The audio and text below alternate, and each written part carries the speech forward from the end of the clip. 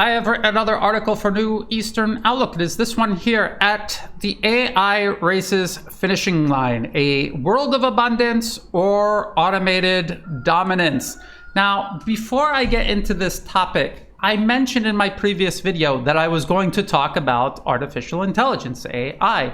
And I noticed many people in the comment section telling me, Brian, what are you talking about AI? AI is fake. It's not real.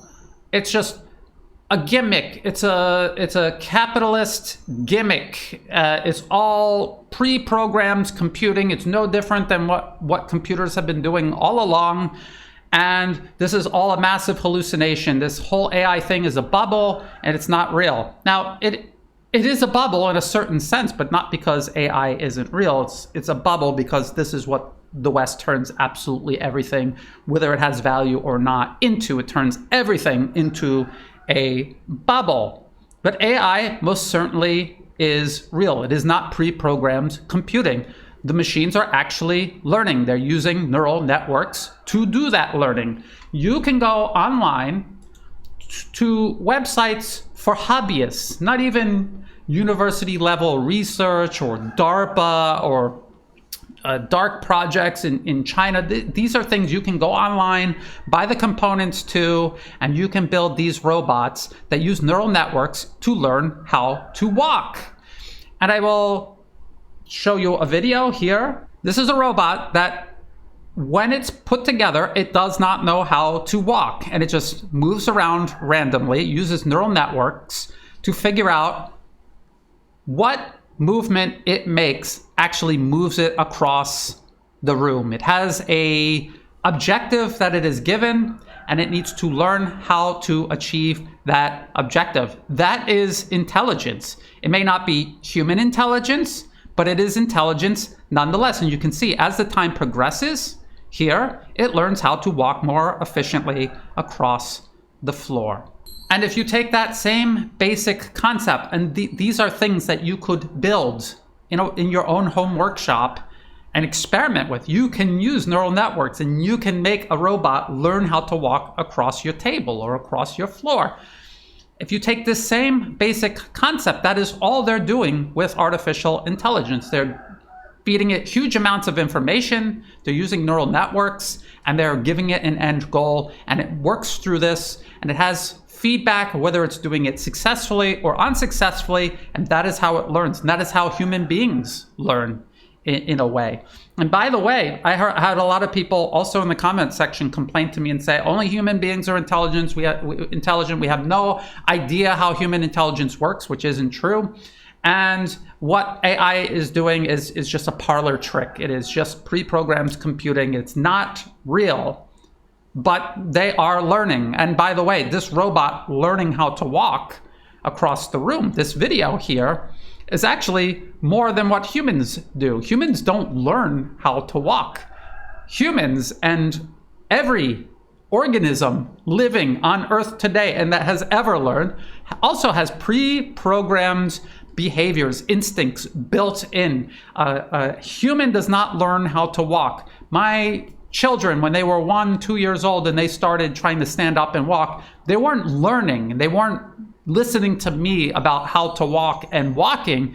They just knew how to do it. It was an instinct, pre-programming, if you want to call it that. And so when you look at AI, is it a combination of pre-programming and also learning, just like human intelligence, just like intelligence among other primates. Surprise, we're evolved from primates. And if you want to argue all of this and you want to cover your ears and close your eyes to this, you don't want to believe that I understand it's complex and it's extremely scary. And you would be insane if you were not scared about AI. But closing your eyes and covering your ears is not how you deal with scary reality. You have to understand it and you have to face it.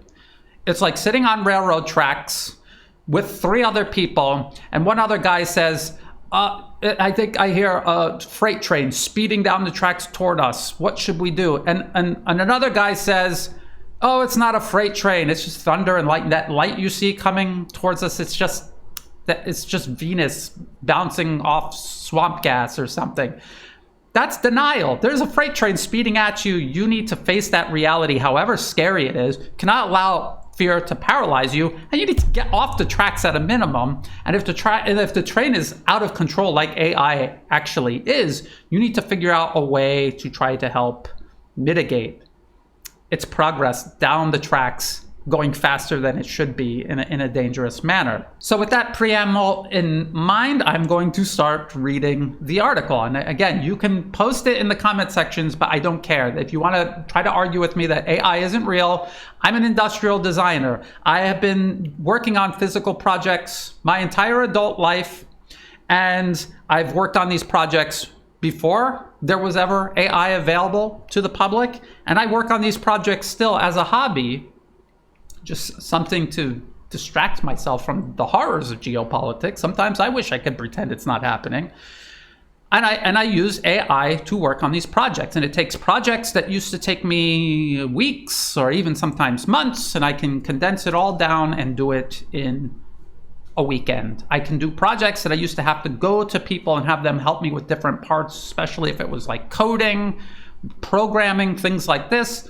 The AI just does it for me. And it has taken huge projects spanning weeks or months and has condensed it to just a weekend. I could do these projects in just a weekend.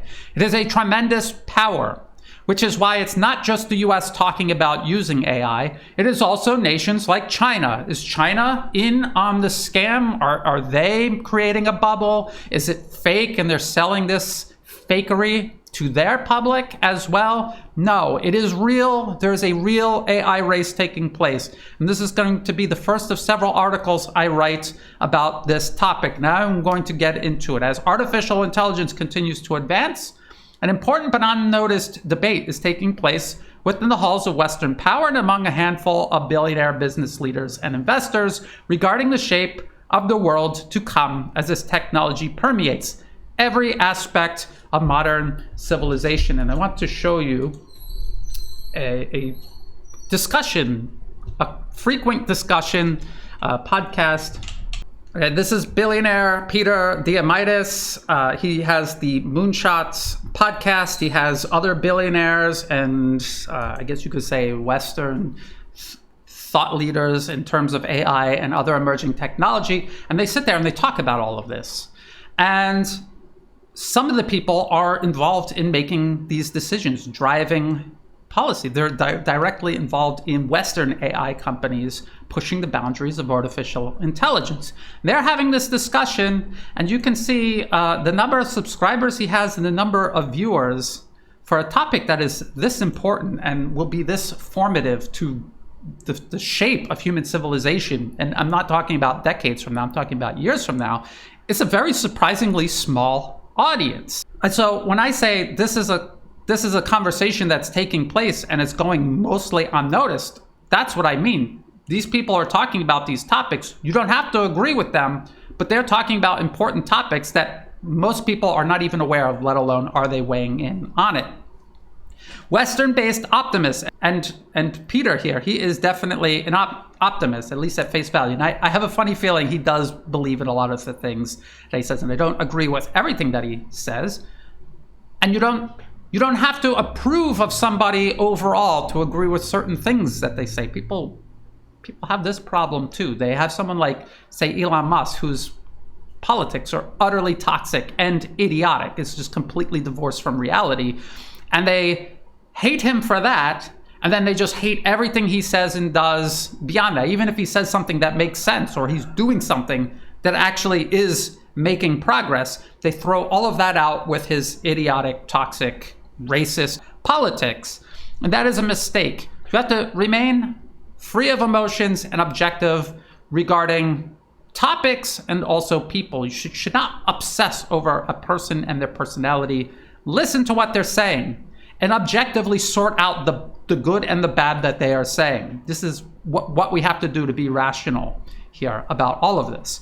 So Western-based optimists like Peter and some of the other guests that he has on insist that AI will bring about a utopian world of abundance, eliminating poverty, illness, and violence, and insists that the US must win an intensifying AI race with China to do so. So I don't really hear Peter himself say this much, but he has people that are on constantly, co-hosts, I guess you would say, who always say, U.S. must win, China gaining ground on the U.S., ooh, that's bad news, that's bad for the outcome of this AI race.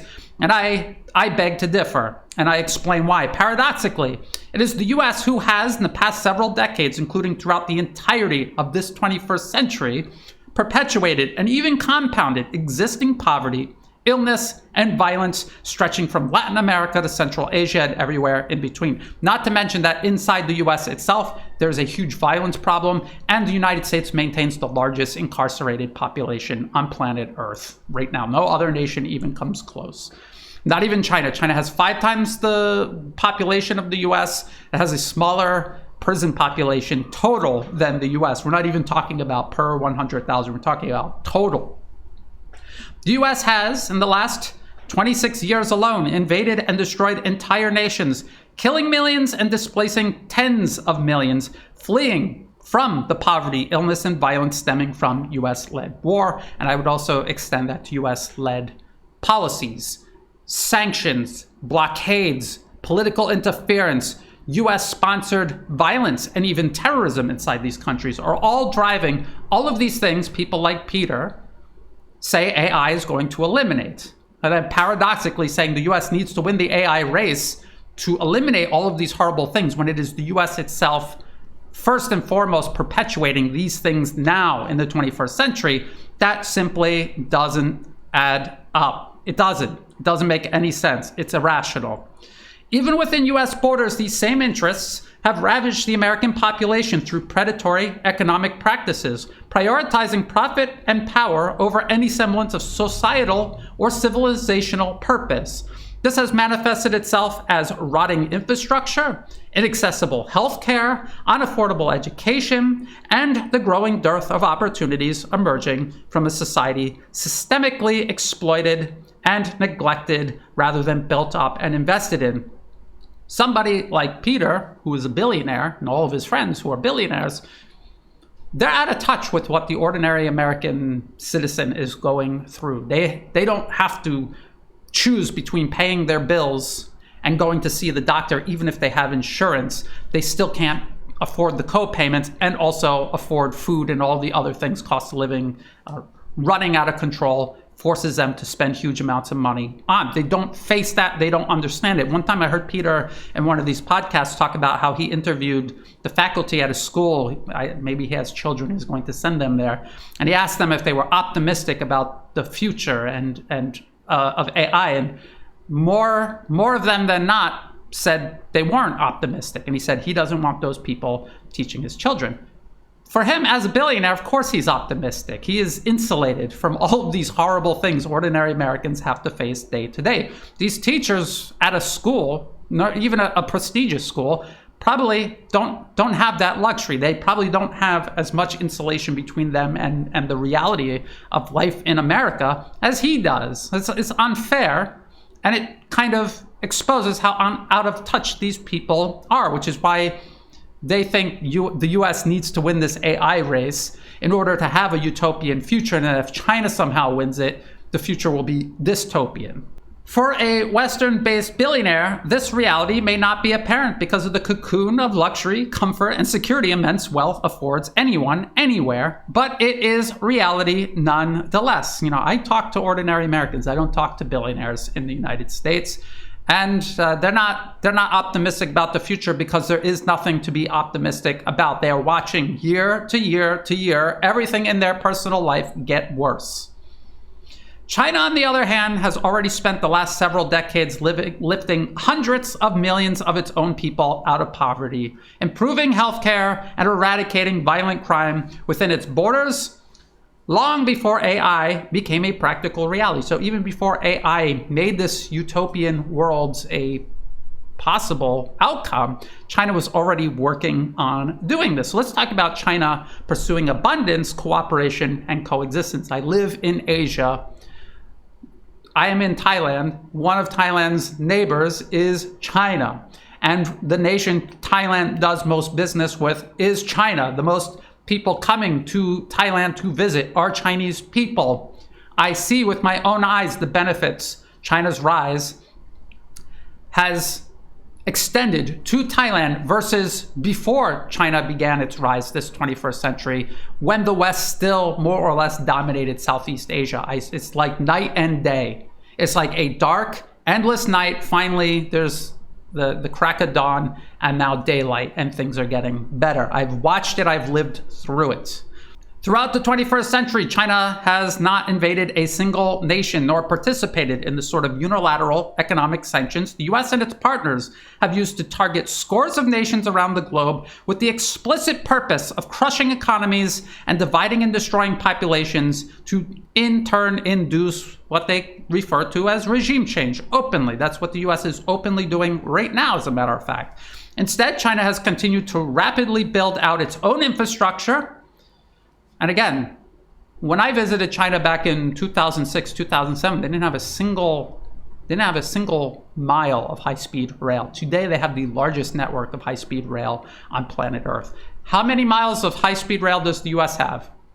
Zero. They have zero high-speed rail. And they probably never will at this point. So instead, China has continued to rapidly build out its own infrastructure while partnering with nations around the globe long neglected under decades of Western domination. I came to Thailand during that period to build desperately needed modern infrastructure, creating what China refers to as the Belt and Road Initiative, BRI. Nations like Laos in Southeast Asia. This is Thailand's neighbor to the north. I have been to Laos, and I've traveled completely from north to south through Laos many times. And I traveled through Laos at a time before China built the high-speed rail line through it. And that was a 3-day trip through dangerous, extremely dangerous mountainous roads in a speeding bus, 2 drivers taking turns day and night, racing through these mountains. It still took 3 days. Now you get on the high-speed train, it takes a couple of hours, and you're not in any sort of danger.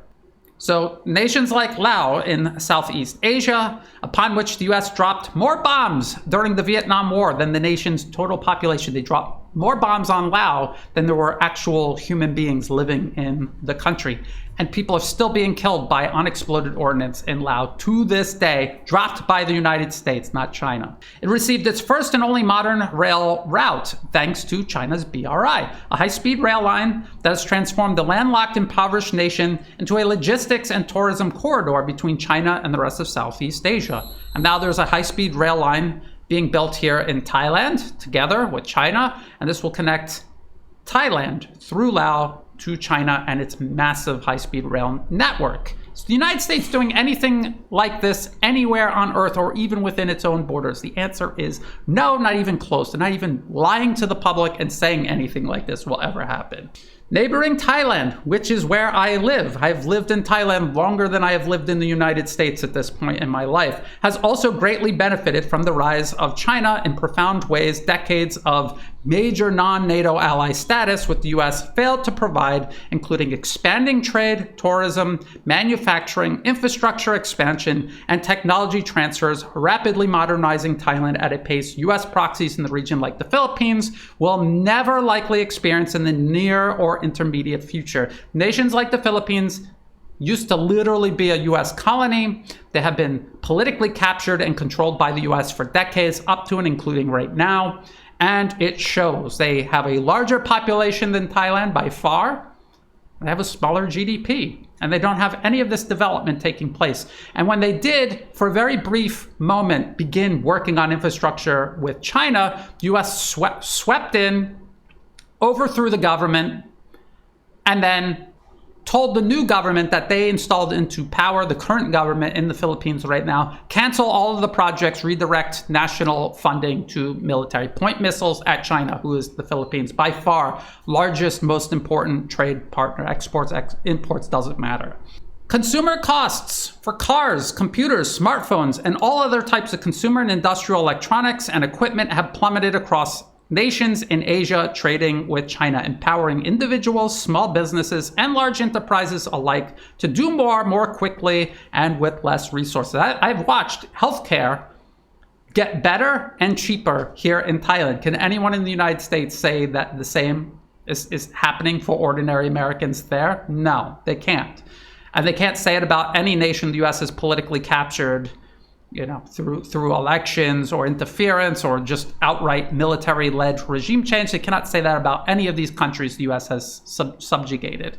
This is happening only in places where the West has been pushed out, like here in Thailand, China, and countries that are doing large amounts of business with China. It's strange how that is, isn't it? How the places most thriving on planet Earth are the places the West has been pushed out. Try to figure out why that might be. Think about it. A visit to anywhere across Asia where Chinese-driven development has escaped US efforts to sabotage, stagnate, or reverse reveals stunning progress at all levels of society, not just for a handful of billionaires. I'm an ordinary person that lives here. My Thai family are ordinary people who have lived their entire lives in Thailand. They can see it. They can see the benefit.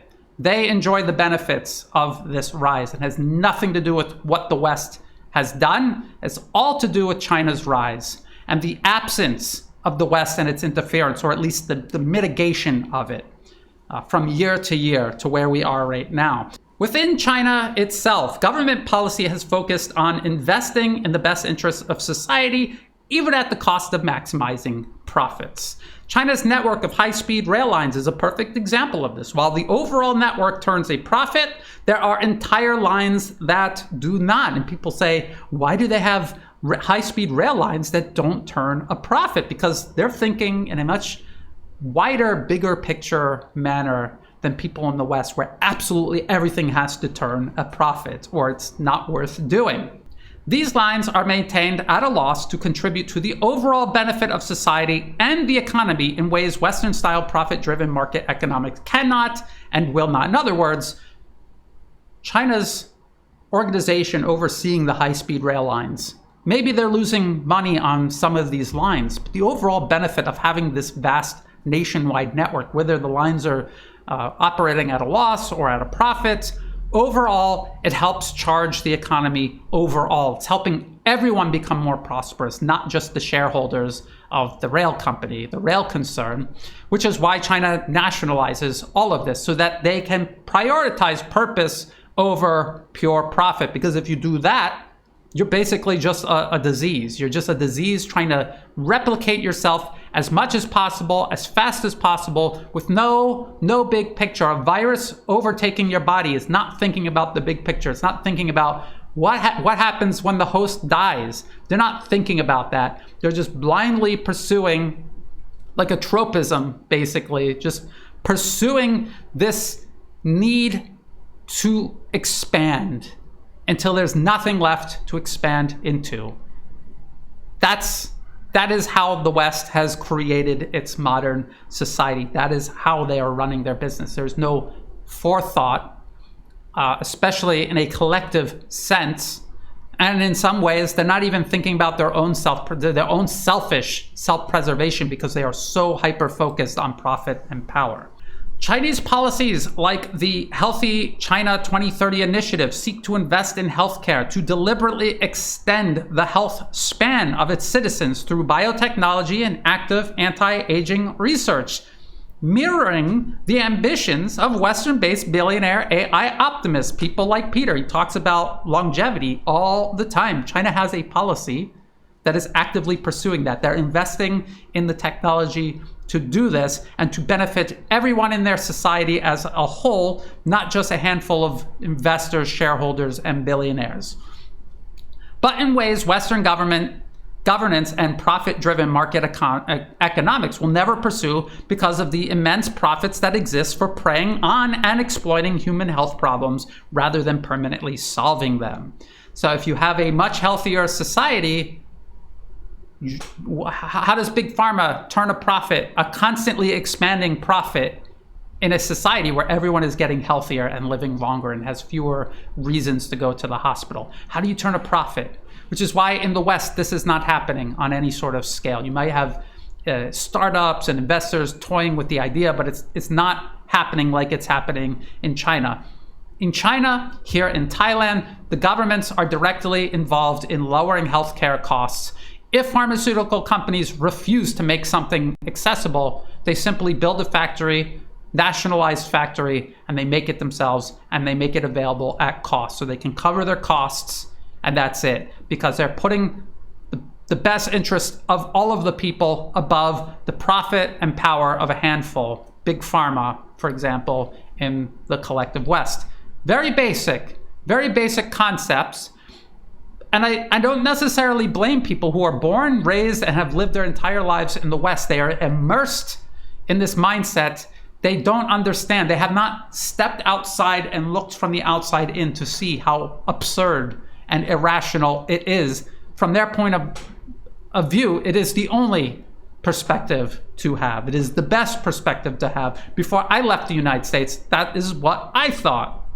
It was a big wake-up call for me, seeing how people live and think all around the world outside of the West. The West is really mentally a basket case, really, in this sense of putting profit and power over everything else. It is a basket case, and it shows.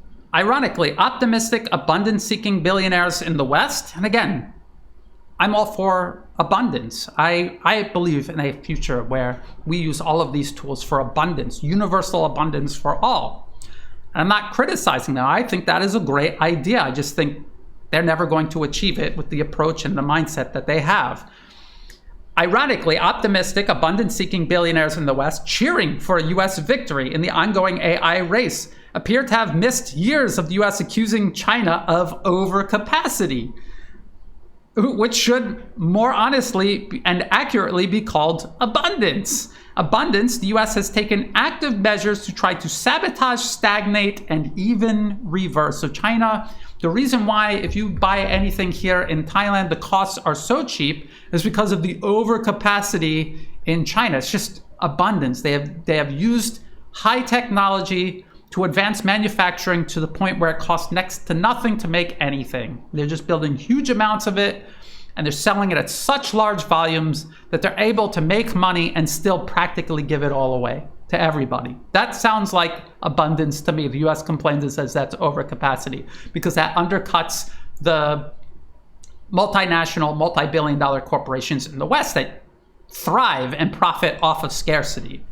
Wall Street and Washington see abundance as an obstacle, not an objective, which is why billionaires living in the West who, if they honestly believe in universal abundance for all and AI is a way of achieving that, they were born in the wrong part of the world and they are living within the wrong system to achieve this. So toward this end, the US has pursued geopolitical policies aimed at encircling and containing China politically, economically, and even militarily. This is manifesting itself tangibly all around the globe. This is a real policy that is really being implemented. It is not just talk. It is not a PowerPoint presentation. It's not a podcast. These are things the US is really doing to China to hurt it, to stop it from advancing, and especially advancing this perspective, this approach to technology and abundance.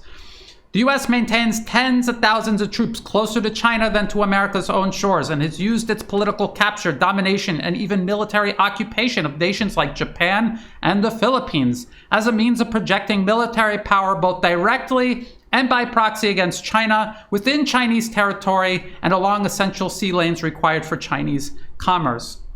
I've talked about this policy paper many times. Naval War College, 2018, a maritime oil blockade against China. They have a map right here. Actually, they have a couple of maps. And they're talking about maritime choke points the US military can impose to prevent any hydrocarbons coming from the Middle East from reaching China by sea. And under the Biden administration, and now continuing seamlessly under the Trump administration, the US Marine Corps was reshaped entirely into an anti-shipping force specifically to operate in this area.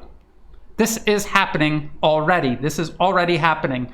In this same paper, they talk about the Belt and Road Initiative and how the US should use kinetic action to destroy it. Literally destroy segments of the Belt and Road Initiative. Here's Myanmar, here's China. There's a pipeline that goes from the shores of Myanmar to mainland China. And the US in this paper talks about just blowing it up. Disable it via airstrikes, aerial mining, and other kinetic action. And since then, they have armed and backed militants, terrorists in Myanmar who have actually attacked the pipeline since then, since this paper was published. And they've even taken over sections of it on and off during this armed conflict the U.S. is backing with the central government of Myanmar. So this is something that is happening, and is happening all along China's periphery, not just Japan and the Philippines. It's also happening in Myanmar. It's happening in Pakistan. It's happening in the Middle East right now. Why do you think the U.S. is attacking Iran? What do you think the goal is of seizing Iranian oil tankers? To prevent that oil from going to China, because that's where most of it is going.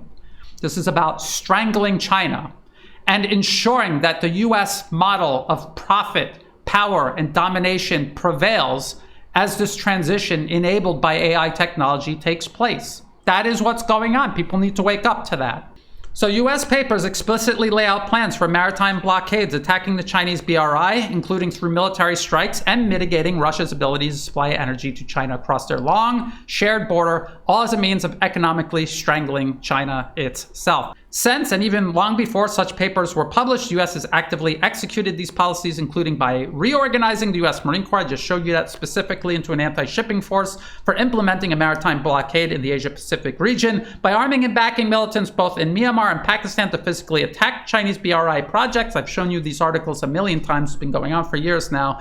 And to maim or kill both the Chinese engineers working on them and local security forces trying to protect them. Regarding Russia's long shared border, again, if you go to this 2018 paper, there's another map that they show right here. And they're talking about Russia and Central Asia and how they're able to ship energy directly into China. So even if you were to cut off, they color Myanmar in red for this explicit purpose of showing where they would cut the Belt and Road Initiative. They already showed the map of the maritime choke points, and they're saying they need to find a way to prevent Russia from sending energy to China. And now, if you go to articles like this in the New York Times, it's called The Separation Inside the Unraveling U.S.-Ukraine Partnership. The title is a complete joke. There is no unraveling of any sort. There was never any relationship to begin with.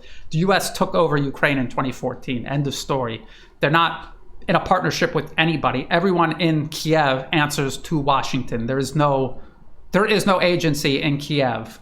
Let me make that clear. And in this article, they talk about how the U.S. Central Intelligence Agency, not Ukraine, are the ones carrying out long-range drone strikes deep inside Russian territory, striking at energy production. It is also the U.S. Central Intelligence Agency carrying out maritime drone strikes on Russian oil tankers all around the globe now to target Russian energy exports. So everything in that 2018 paper is now being done as actual policy and as actual military operations, covert, overt, and everywhere in between.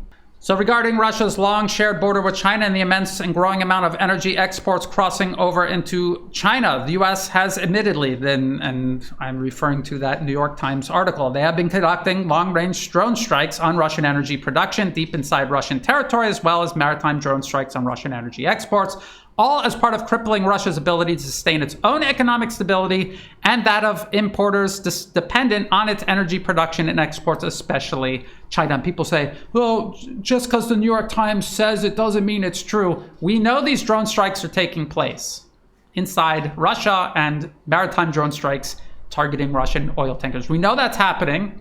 And we know that the only nation capable of carrying these type of strikes out, the only nations that have the intelligence, surveillance, reconnaissance capabilities to do this, is the United States. So even before the New York Times admitted, it was obvious that it was the U.S. doing it. The New York Times admitting is just the cherry on top. It's just them admitting what we all already knew. So it should eliminate any doubt in your mind at all.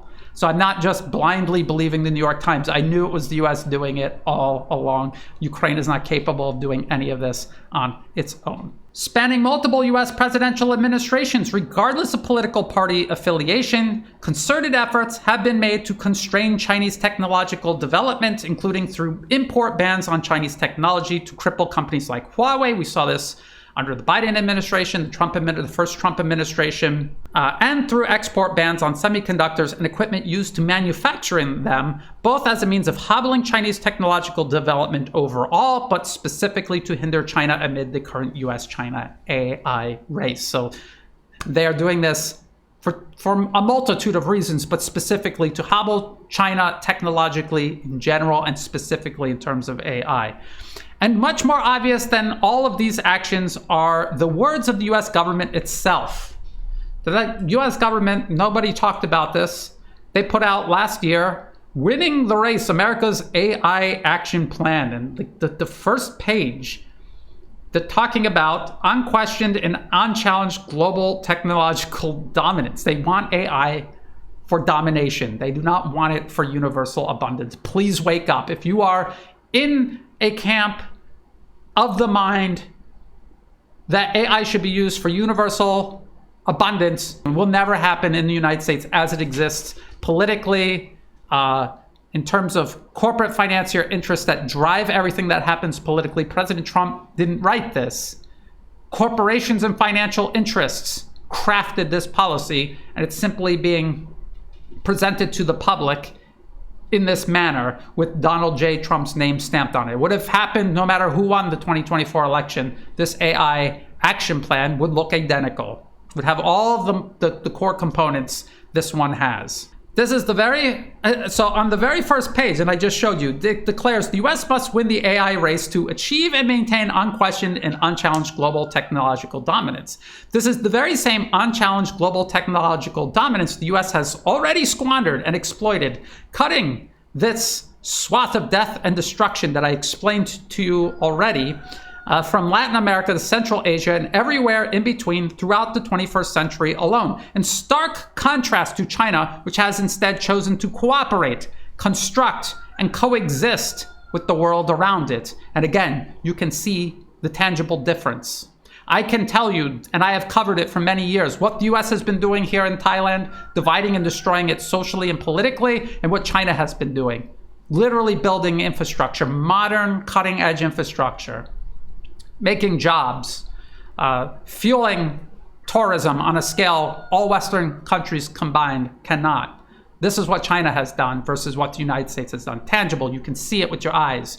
You can experience it. You can see the benefits of working together with China versus with the United States. It's not even a contest. You literally have to lie to yourself, close your eyes, cover your ears, not to see it happening. The US has, in both words and actions, demonstrated that it pursues AI as a means of enhancing its already demonstrated desire for domination over the planet. A desire that sees abundance for all as an obstacle rather than an objective.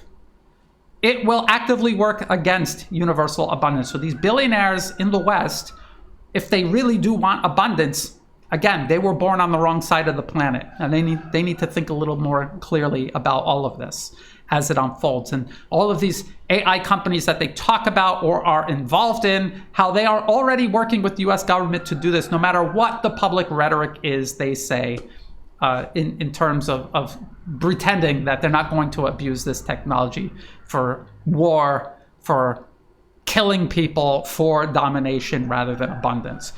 China has already committed to a national and global model of abundance that you can already benefit from, and is tangibly leveraging AI to enhance this model. So much so that the US has openly targeted Chinese-driven abundance as overcapacity that needs to be stamped out. Okay? It couldn't be clearer. And if you're having a hard time understanding it, it's because of your own bias, your own cognitive bias. Let's talk about Western optimism and cognitive bias. For Western-based billionaire optimists insisting the US must win the AI race based on US talking points about Chinese authoritarianism and the Chinese surveillance state, in between praising the advent of surveillance cameras on American university campuses for driving down crime, or eagerly awaiting upcoming Apple products like its AI pin that records every conversation wearers have, demonstrates profound cognitive bias. You're cheering on a surveillance state and authoritarianism as it unfolds in the US, while condemning China based on things your lying government told you are happening in China, which are not even happening. It is not that these optimists have operated from first principles to arrive at their conclusions objectively. Clearly they haven't. But instead have applied their own cognitive bias to a desired outcome that reflects them. They are Westerners, therefore the West should win the AI race, even if it comes at the expense of advocating for a system that uses emerging AI technology to maintain a crumbling status quo over one that is clearly using it as a scaffolding for a highly efficient, rapidly developing society. Can you guess which country is which? It's the United States. It is using AI to maintain a crumbling status quo. China is the one using it to build up a highly efficient, rapidly developing society. And again, you can just travel to China and see it with your own eyes. I'm here in Thailand. I can see the effects it is having even beyond its borders. For those who objectively seek a future of abundance and the use of rapidly developing AI to shape it, they must align themselves with those who have been and are currently and very deliberately pursuing abundance now. Investing in and supporting those who are openly and aggressively trying to vilify and stamp out abundance in the hope that upon arriving at artificial superintelligence, their sentiments suddenly shift towards utilizing it for universal abundance rather than establishing a future of automated domination is perhaps the greatest example of how wealth and influence does not translate into intelligence or good judgment. A lot of people who are tremendously rich imagine that they are tremendously rich because they're so smart. But most of the people on earth who are billionaires are very dumb, extremely ignorant. And they have all of that money simply because they are ruthless, they are persistent, and they put their pursuit of power and profit above all other things, including their friends, their family, even their own personal life. They've put all of that secondary to pursuing power and profit. And that's why you have people, and I remember listening to this, again, this same podcast with Peter and his billionaire buddies. They were talking about Davos and how these people who run Western policy, it's not these guys doing the podcast running policy. These people are trying to pander to these people, trying to influence these people. And they said how it was like talking to kindergarteners. But these are some of the most powerful people on earth, or they represent some of the most powerful people on earth. So how are they so powerful if they're so dumb? There's not really a correlation between intelligence and tremendous wealth. There isn't. It's whether you're ruthless and persistent enough and what your priorities are, that is what will get you power and profit almost every single time. Very few people have done it just out of sheer intelligence, which is why politicians and even the billionaires behind them, when you hear them talk, they're not going to stun you with their intelligence. Often the exact opposite. They will stun you with how unintelligent they actually are. For the rest of the world, it is important to understand that AI is here, is rapidly advancing, and is not going to be paused, uninvented, or waved away by denying it exists. This is what I was talking about at the beginning of the video. There are people that don't even want to acknowledge that AI is a real thing that exists and is speeding forward. And it's not just speeding forward in a linear way. It is exponentially increasing. You can see it. Before it was leaps and bounds year to year. Now it is leaps and bounds month to month, even sometimes week to week, if you are following it carefully. If you invest the time and energy to learn about it and to follow it, and you will see for yourself. And learn how to use it, and use it more than just a sophisticated search engine. It can do so much more. I've used it myself personally to do so much more than just use it as a search engine. People need to start looking deeper into this if they can't see this revolution that is taking place. It is taking place, and if you can't see it, it's because either you don't want to see it or you haven't tried to look yet to see it. So for the rest of the world, you cannot try to pause it, you can't slow it down, you're not going to uninvent it, and you can't make it go away by pretending it doesn't exist. That will not work. The only question that remains is, in whose hands will this tremendous power fall, and what will be done with it? That is the only question that is left here.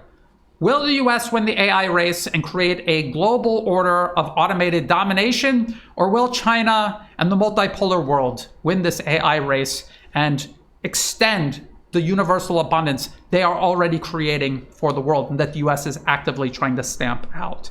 If we desire a future of universal abundance over one of automated domination, we need to see how the AI race fits into the greater struggle unfolding between Wall Street and Washington's pursuit of a unipolar world order and its war on the emerging multipolar world, and how it seeks to use AI as a force multiplier to do so. They are not looking at using AI to make the world a better place.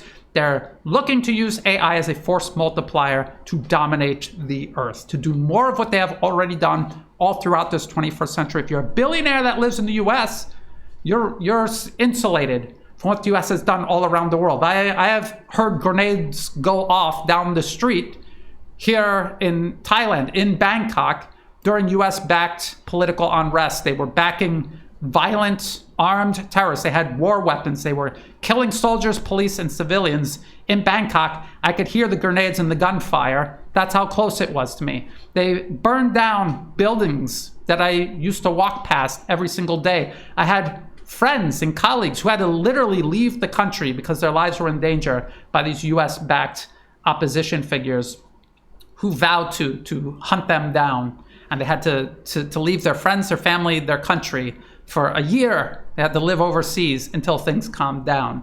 That's what the US is doing all around the world. That's what it has been doing. If you're a wealthy billionaire insulated from all of this, you don't notice it and you don't care and you don't add it to your calculations. I lived through it, so it's part of my calculation. Only time will tell how this race ends, but experts on all sides agree that time is short and that this matter will be settled in the matter of years, not decades. Understand that. This isn't going to be something that takes decades to unfold. It will take several years, a decade at most.